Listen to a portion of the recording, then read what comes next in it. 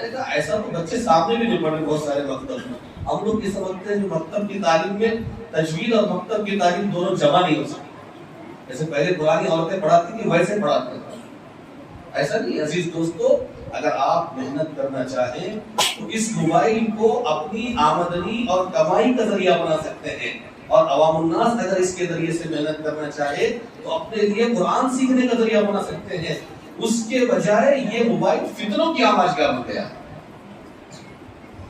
بیٹھے بیٹھے آدمی جھوٹا ہو جا رہا ہے. کوئی میسج آتا ہے واٹس ایپ کے اوپر, اس کو فارورڈ کر دیتا ہے آگے, نہ جانتا ہے صحیح ہے غلط ہے, کہاں سے آیا, بھیجنے والا کون ہے, کچھ نہیں. آیا تھا اس کو انہوں نے آگے بھیج دیا. کتنوں نے دیکھا پتہ نہیں, کتنوں کا گناہ اس کے سر پر آ گیا اس کو پتہ ہی نہیں. حدیث شریف میں آتا ہے کفا بالمرء کذبا ان یحدث بکل ما سمع. آدمی کے جھوٹا ہونے کے لیے بات کافی ہے کہ وہ آدمی کیا کرے, ہر سنی ہوئی بات کو لوگوں کے سامنے بیان کرنا شروع کرے. الحمدللہ وکفی وسلام علی عبادہ الذین اصطفی. اما بعد فاعوذ باللہ من الشیطان الرجیم. بسم اللہ الرحمن الرحیم.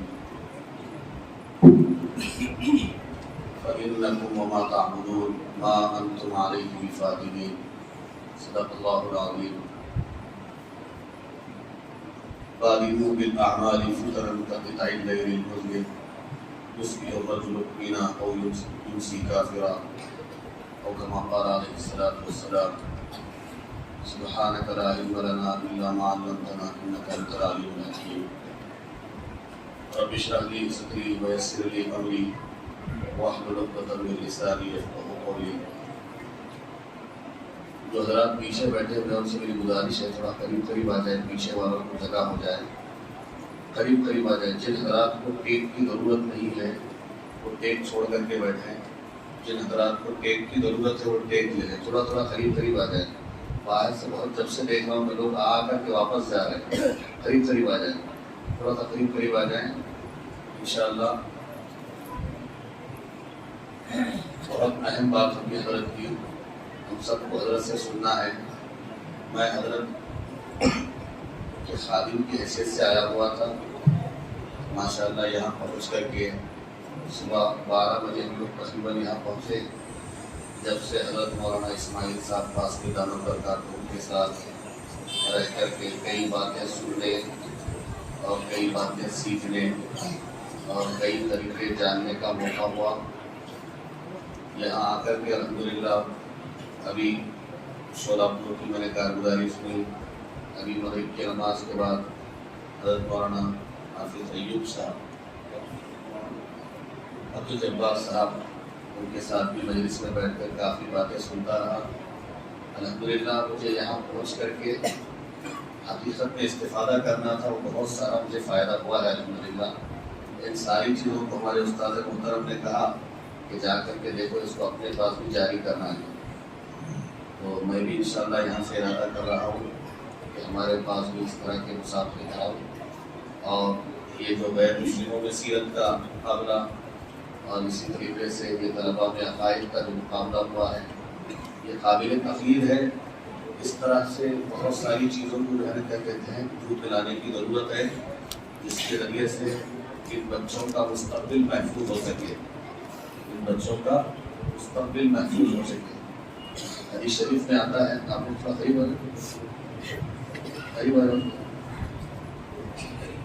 مجلس میں بیٹھنے کے آداب ہوتے ہیں. وہ آداب کا اگر آپ کو لحاظ کر کے بیٹھیں گے تو انشاءاللہ بات سمجھ میں آئے گی, آدمی عمل کی نیت سے اٹھے گا. حدیث شریف میں آتا ہے, آپ صلی اللہ علیہ وسلم نے ارشاد فرمایا کہ انسانوں کے اوپر فتنوں کا ایک ایسا دور آئے گا کہ صبح اٹھ کر کے تو آدمی مسلمان ہو کر کے صبح کرے گا, لیکن شام ہو جائے گی تو آدمی ایمان سے ہاتھ دھو بیٹھے گا. رات میں آدمی سوتے وقت مسلمان سوئے گا, صبح جب ہو جائے گی تو وہ آدمی کافر ہو جائے گا. ایسا فتنوں کا دور آئے گا.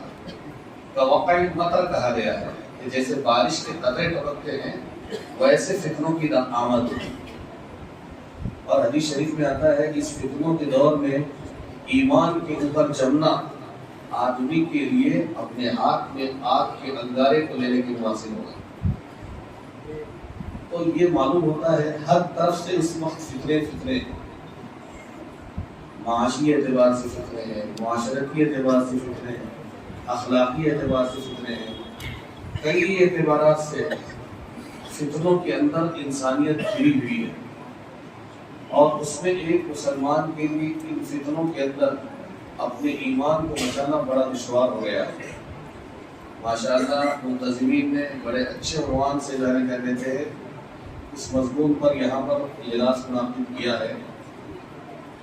عقائد کی جو گمراہی ہے اتنی زیادہ بڑھ گئی ہے, اور اس دور کے اندر سوشل میڈیا کے بہانے سے آدمی عقائد میں ایسا گمراہ ہوتا ہوا جا رہا ہے, معلوم ہی نہیں ہو رہا ہے کہ کس عقیدے کے اوپر یہ آدمی قائم ہے.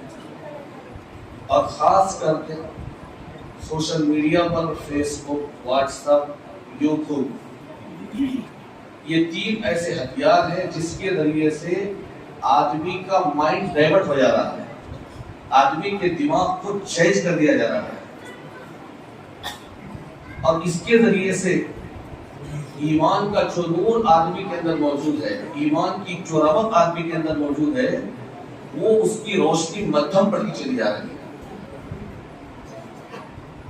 سوشل میڈیا کا استعمال ایسا ہو گیا ہے, موبائل کی وجہ سے اس کثرت سے لوگ انٹرنیٹ کا استعمال کر رہے ہیں. یہ 3G 4G جا کر کے اب 5G آ گیا ہے. اس کے بغیر لوگوں کو رات میں نیند نہیں آ رہی ہے. بلا ضرورت موبائل کا استعمال مسلمانوں کے اندر ایک وبا کی شکل اختیار کر چکا ہے. افسوس کی بات ہے, اس موبائل سے جتنا زیادہ بچنے کی ضرورت تھی امت مسلمہ اس کے اندر اتنی زیادہ گر چکی ہے. ہاں, یہی موبائل دو-دھاری تلوار کی طرح ہے. اگر آپ اس کو استعمال کرنا چاہیں, اس سے کمانا چاہیں, تو آپ ہزاروں لاکھوں کے اس سے کما سکتے ہیں. ابھی ہمارے ساتھ میں آ رہے تھے, ہمارے ساتھ میں موبائل کے ذریعے سے آسٹریلیا کے بچوں کو پڑھا رہے تھے. مجھے انہوں نے قرآن سنایا, مجھے انہوں نے قرآن کریم سنایا. ذرا مجھ سے سنیے بچے تجوید سے پڑھ رہے کہ نہیں پڑھ رہے. بہترین بچہ تجوید کے ساتھ قرآن سنا رہا ہے اور حفظ پڑھ رہا ہے بچہ. کیا اگر آپ موبائل کے ذریعے سے قرآن کے پیغام کو عام کرنا چاہیں تو نہیں کر سکتے؟ یہ لاک ڈاؤن کے بعد آن لائن کی جو شکل ہوئی ہے اور اس آن لائن کا جو تعارف ہمارے ہندوستانی معاشرے میں ہوا ہے, آپ گھر بیٹھے کہیں بھی نوکری کرے بغیر, گھر کے باہر نکلے بغیر آپ بچوں کو قرآن سکھانا چاہیں تو دنیا بھر کے بچوں کو آپ قرآن سکھا سکتے ہیں. اور کوئی آدمی یہ عذر, یہ بہانہ نہیں پیش کر سکتا کہ مجھے کوئی سکھانے والا نہیں ملا مجھ سے. اور کوئی آدمی سیکھنا چاہے تو گھر بیٹھے وہ قرآن کریم سیکھ سکتا ہے. آدھا گھنٹہ اگر دے دے وقت, 15 منٹ روزانہ اگر وقت دے دے, کسی بھی ایک استاد سے رابطہ کر لے, کہیں بھی ہو, دنیا کے کسی بھی حصے میں ہو, اگر وہ قرآن کریم کو سیکھنے کے لیے, سکھانے کے لیے اپنے موبائل کو استعمال کرنے والا ہوگا تو خیرکم من تعلم القرآن وعلمہ کے ذریعے سے یہی موبائل اس کے لیے ثواب کا ذریعہ بن جائے. لیکن ہم چاہتے نہیں. ہمارے ساتھ ہمارے استاد ہیں, مدرسے کے استاد, بچوں کو ایسا تجوید کے ساتھ قرآنی قاعدہ پڑھا رہے ہیں. انہوں نے مجھے سنایا بچے تجوید کے ساتھ قرآنی قاعدہ پڑھتے ہوئے حمزہ زبر آ بول کر کے, حمزہ کے اوپر زبر ہے, زبر کو حرکت کہتے ہیں, حرکت کو تھوڑا بھی نہیں پیچھے, یہاں ابدا کے اندر زبر آیا ہے, پورے قواعد کی رعایت کرتے ہوئے بچہ سنا رہا ہے. میں نے کہا ایسا تو بچے سامنے بھی نہیں پڑھ رہے بہت سارے مکتب میں. ہم لوگ یہ سمجھتے ہیں کہ مکتب کی تعلیم میں تجوید اور مکتب کی تعلیم دونوں جمع نہیں ہو سکتی. جیسے پہلے پرانی عورتیں پڑھاتی تھی ویسے پڑھاتے ہیں. ایسا نہیں. عزیز دوستو, اگر آپ محنت کرنا چاہیں تو اس موبائل کو اپنی آمدنی اور کمائی کا ذریعہ بنا سکتے ہیں. اور عوام الناس اگر اس کے ذریعے سے محنت کرنا چاہے تو اپنے لیے قرآن سیکھنے کا ذریعہ بنا سکتے ہیں. اس کے بجائے یہ موبائل فتنوں کی آماجگاہ بن گیا. بیٹھے بیٹھے آدمی جھوٹا ہو جا رہا ہے. کوئی میسج آتا ہے واٹس ایپ کے اوپر, اس کو فارورڈ کر دیتا ہے آگے, نہ جانتا ہے صحیح ہے غلط ہے, کہاں سے آیا, بھیجنے والا کون ہے, کچھ نہیں. آیا تھا اس کو انہوں نے آگے بھیج دیا. کتنوں نے دیکھا پتہ نہیں, کتنوں کا گناہ اس کے سر پر آ گیا اس کو پتہ ہی نہیں. حدیث شریف میں آتا ہے کفا بالمرء کذبا ان یحدث بکل ما سمع. آدمی کے جھوٹا ہونے کے لیے بات کافی ہے کہ وہ آدمی کیا کرے, ہر سنی ہوئی بات کو لوگوں کے سامنے بیان کرنا شروع کرے. بیٹھے بیٹھے آدمی جھوٹا ہو جاتا ہے. اسٹیٹس پر ایک چیز آپ نے لگا دی, کوئی گانا آپ نے لگا دیا, کوئی غلط چیز آپ نے لگا دی, کتنے ویوز ہو گئے, کتنے لوگ ہو گئے, کتنے لوگوں نے دیکھ لیا, ان ساروں کا گناہ گھر بیٹھے لوگوں نے اپنے اوپر ڈال دیا. لائک کیجئے, کمنٹس کیجئے, شیئر کیجئے. یہ لائک کمنٹ شیئر کل قیامت کے دن کہیں ہمارے گلے نہ پڑ جائے. عزیز دوستو, یہ فیس بک جو ہے نا, یہ فیس بک ایسی چیز ہے, قرآن کریم اللہ نے ارشاد فرمایا وجوہ یومئذ علیہا غبرہ ترہقها قترہ, کہیں کل قیامت کے دن یہ فیس ہمارے اوپر گرد آلود کا ذریعہ نہ بن جائے اور ذلت کا ذریعہ نہ بن جائے. عزیز دوستو, اسی لیے یہ سوشل میڈیا کا جو استعمال ہے, اس کو جائز چیزوں کے لیے کریں, اس کو حرام اور ناجائز چیزوں کے لیے نہ کریں. اس کو اگر غلط چیزوں کے لیے ہم استعمال کریں گے اور بیکار اوقات کو ضائع کرنے کے لیے کریں گے, تو یاد رکھیے یہ سوشل میڈیا اس وقت اتنا بڑا فتنہ ہے کہ آدمی کے ایمان کو غارت کرنے کے لیے کافی. اور عجیب و غریب بات ہے, اس کا بیان آیا لوگوں نے سن لیا, اس کا بیان آیا لوگوں نے سن لیا, بیانات سن کر کے لوگ گمراہ ہوتے ہوئے چلے جا رہے ہیں. ہمارے حضرت جانتے ہیں ان کے علاقے میں جو ہے نا گلبرگے کے اندر کچھ دن پہلے کسی عیسیٰ نام کی کوئی آدمی سے لوگوں نے بیانات سن کر کے تقریباً 300 نوجوان بچے گمراہ ہوئے. ایک انجینئر مرزا محمد علی نامی انجینئر ہے, وہ جو ہے نا کیا کہتے ہیں پگڑی باندھ کر کے کچھ چیزیں بیان کر رہا ہے, لوگ اس کے بیانات سن کر کے گمراہ ہو جا رہے ہیں. کوئی غامدی نام کا کوئی آدمی ہے, وہ کچھ بیانات کر رہا ہے, اس کے بیانات سن کر کے لوگ گمراہ ہو جا رہے ہیں. بولنے کا انداز اگر اچھا ہے تو لوگ سمجھ رہے ہیں کس کا بیان سنیں. عزیز دوستو, جاننے والے نہ جاننے والے ہر کس و ناکس کے بیانات کے سننے سے لوگوں کے اندر گمراہی آتی ہے. جیسے جس کو جانتے ہیں اس کی بھی کتاب پڑھ رہے ہیں, جس کو نہیں جانتے اس کی بھی کتاب پڑھ رہے ہیں. امام شافعی رحمۃ اللہ علیہ نے لکھا ہے ایسا آدمی حاتم لیل کی طرح ہے, رات میں لکڑیوں کو چننے والے کی طرح ہے. اور رات میں لکڑیاں چننے والا کبھی اپنے لکڑیوں کے گٹر میں بچھو بھی دبا لیتا ہے, کبھی نقصان پہنچانے والی چیزیں بھی دبا لیتا ہے. صبح ہوتی ہے تو معلوم ہوتا ہے کہ میں نے کتنی نقصان دہ چیزیں اپنے ساتھ جمع کر دی. عزیز دوستو, ہمارے جو علماء ہیں, جن علماء سے ہمارا تعلق ہے, ان علماء کی رہبری کے بغیر کسی بھی عالم دین کے بیان کو سننے سے پرہیز کریں. کہیں ایسا نہ ہو کہ اس کے بیان سے آپ متاثر ہو جائیں, اس کے انداز سے آپ متاثر ہو جائیں, پھر اس کے بعد اس کی غلط باتوں کی آپ پیروی کرنے لگ جائیں. لوگ سیکھ لیتے ہیں, آج کل نفسیاتی طریقہ ہے.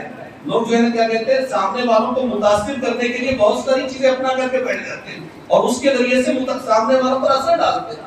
ایسی چیزوں سے لوگ متاثر ہو جاتے ہیں, اس کے بعد اپنے ایمان کے اوپر جو ہے کیا کہتے ہیں, ان کو پچھتاوا کرنا ہوتا ہے. آج ایک بڑا طبقہ ایسا ہے جو شہروں کے اندر غامدیت کے فتنے سے متاثر ہے. کیوں؟ بولنے کے اندر انگریزی الفاظ کو استعمال کرتا ہے, یہ بھی انگریزی جاننے والے ہیں. ایک بڑا طبقہ انجینئر محمد علی مرزا سے متاثر ہے, ایک بڑا طبقہ ہے وہ عیسیٰ نام کے آدمی سے متاثر ہے. کتنے ایسے لوگ ہیں جو ان فتنوں سے صرف اور صرف وہ پتہ نہیں کہاں رہتے ہیں, کیا رہتے ہیں, ان کی آواز گاہ کیا ہے, کچھ پتہ نہیں ہے, لیکن یوٹیوب کے اوپر ان کے ویڈیوز دیکھ دیکھ کر کے لوگ متاثر ہوتے ہوئے چلے جا رہے ہیں. عزیز دوستو, ان چیزوں سے بچنے کی ضرورت ہے. یہ یوٹیوب, فیس بک, یہ سوشل میڈیا کی جتنی چیزیں ہیں, ان کے بارے میں ہم اپنے علماء سے پوچھیں, مولانا میں یہ استعمال کر رہا ہوں, یہ میرے لیے جائز ہے کہ ناجائز ہے, ان کا کیسے استعمال کروں میں. فیس بک کے اوپر کتنے میسیجز آ رہے ہیں, اور میسیجز کو دیکھنے کا طریقہ کیا ہے. واٹس ایپ کے اوپر اتنے میسیجز آ رہے ہیں, اتنے گروپ ہم نے بنائے ہوئے, ایک گروپ میں ہم نے لوگ تعریف کے لیے کہتے ہیں کہ میرے گروپ میں 800 لوگ جمع ہیں, میرے گروپ میں 500 لوگ جمع ہیں. اگر آپ نے ایک غلط میسج بھیج دیا تو 500 لوگوں کو غلطی کروانے والے آپ ذمہ دار ہیں. یہ بھی آپ ذمہ دار. ابھی حضرت بول رہے تھے عذاب جاریہ میں, میں بتاؤں کیا ہوتی بول رہے تھے, یہ عذاب جاریہ کی شکلیں لوگوں کے اندر رائج ہوتی ہوئی چلی جا رہی ہیں. اس دور میں سوشل میڈیا کا فتنہ سب سے بڑا فتنہ ہے. اس فتنے سے اپنے آپ کو بچانے کی ضرورت ہے. عزیز دوستو, آج فتنوں کی کئی شکلیں امت کے اندر رائج ہو سکتی ہیں. ایک تو یہ بات میں نے ذکر کی, دوسری ایک بات میں ذکر کر کے اپنی بات کو ختم کروں گا. صرف 15 منٹ مجھے دیے گئے تھے. ایک مالی فتنہ آج امت کے اندر بہت زیادہ رشکس گیا ہے. اس مالی فتنے کے بارے میں امت کو بچانے کی ضرورت ہے. وہ مالی فتنہ ہے سود کا فتنہ. سود کھانے کو تو ہمارے مسلمان سب کے سب جانتے ہیں، سمجھتے ہیں کہ سود کھانا حرام ہے۔ اسے سود کھانا حرام ہے، سود دینا بھی حرام ہے۔ سود دینا بھی کیا ہے؟ حرام ہے۔ سودی قرض لینا علماء نے جو لکھا ہے، کب لکھا ہے؟ یجوز للمحتاج الاستقراض بالربح، کتابوں کے اندر لکھا ہوا ہے محتاج کو سودی قرض لینے کی اجازت ہے۔ محتاج کون آدمی ہوتا ہے؟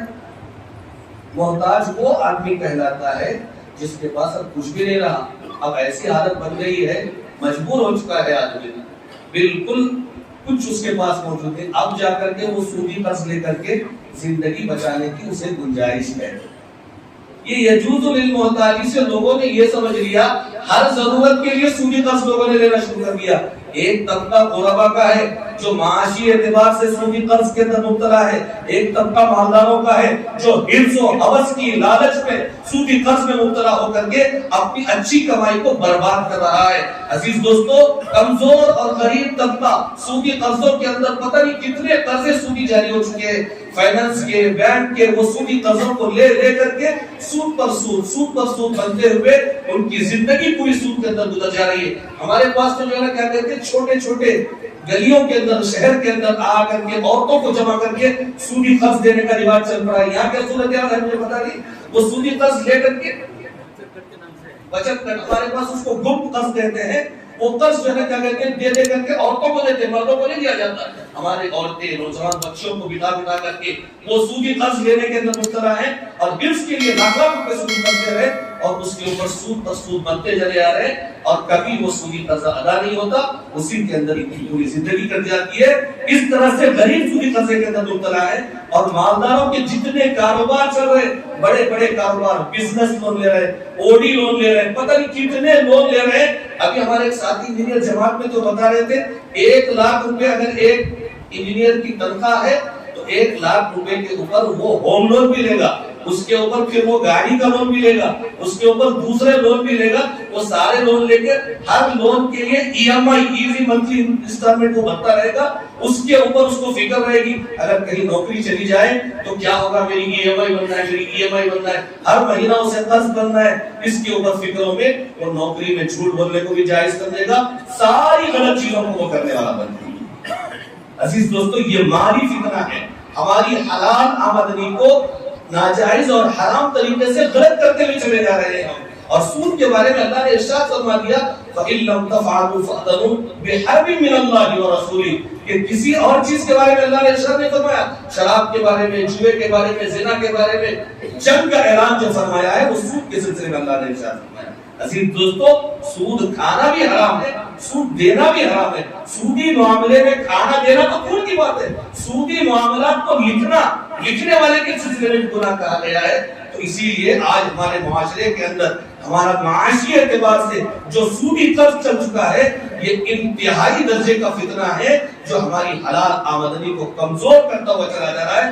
اس کے اوپر بھی ضرورت ہے کوشش کرنے کی کہ امت کو معاشی طور پر کیسے خود کفیل بنایا جائے اور ان فتنوں سے کیسے نکالا جائے، اور ہمارے مالداروں کی ذہن سازی کی جائے کہ لاکھوں کروڑوں روپے اللہ نے تم کو دیے ہیں، تو کیوں سودی قرض لے کر کے اپنے حلال کاروبار کو حرام اور ناجائز کی طرف لے جا رہے ہیں۔ کروڑوں روپے ان کے پاس ہے، اس کے باوجود کیوں سودی قرض لے رہے ہیں؟ عزیز دوستو، اس سے بچنے کی ضرورت ہے۔ اللہ تعالیٰ سے دعا ہے اللہ تعالیٰ کہنے سننے سے زیادہ عمل صالح کی توفیق نصیب فرمائے۔